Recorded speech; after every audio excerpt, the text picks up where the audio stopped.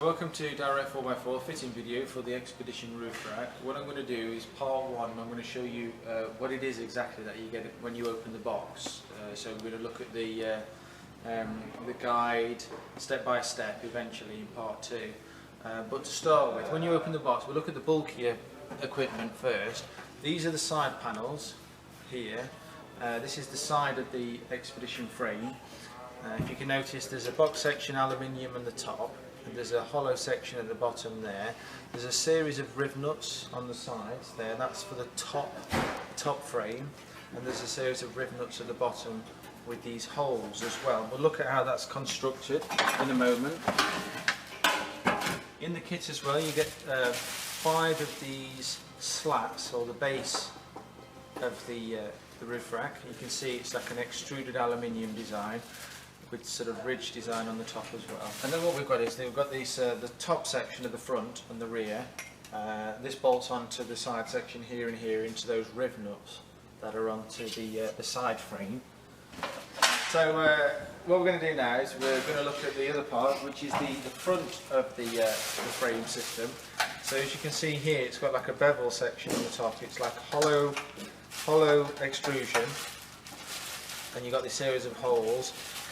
And then this extruded hollow section here.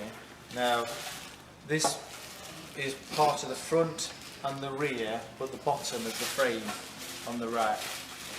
We'll see in a minute when that's constructed what it looks like. And now for the subframe.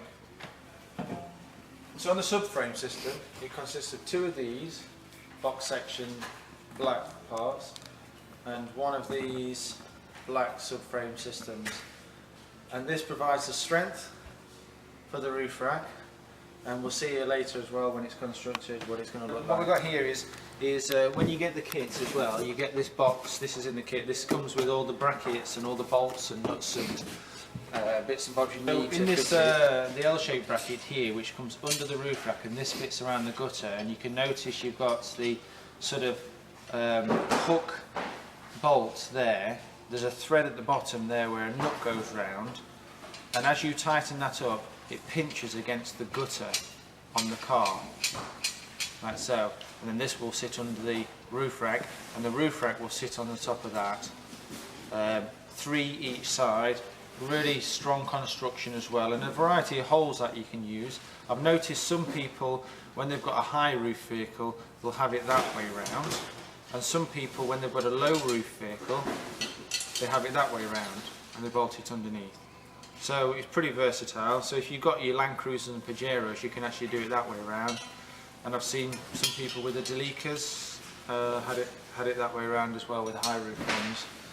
So, and then you've got an assortment of nuts and washers there, some nylon ones, mostly the flange ones, just to assemble the roof rack together.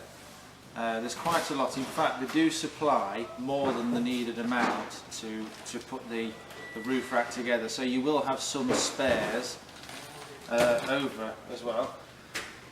We've got the corner sections here. There's 4 of these corner sections. So as you're assembling the roof rack, you've got the base, you've got the side frame and the lower front and rear frames. These connect them 2 together. 4 of these. And then you have a base plate. You have these as well. These are connecting plates. We'll see as well later on how these connect the corners together. There's only 4 of these as well. When you assemble the roof rack, the front pieces, the lower front pieces have these end caps that you stick on over the top as well. And there's 4 of them. Okay, and then these brackets here, these sit on top of the roof rack, and they basically hook the L-shaped bracket together into the roof rack. So that keeps it in place, and there's 6 of them. So that's all you need to know about the brackets and the bits that come with it. Over the part that fits into the gutter, you've got a rubber sleeve as well. So the gutter mount will go into that sleeve. All it does is it just protects the top of your gutter. So when the foot sticks in there, the metalwork's not scratched that much. So that finishes part 1. We'll go into part 2 now.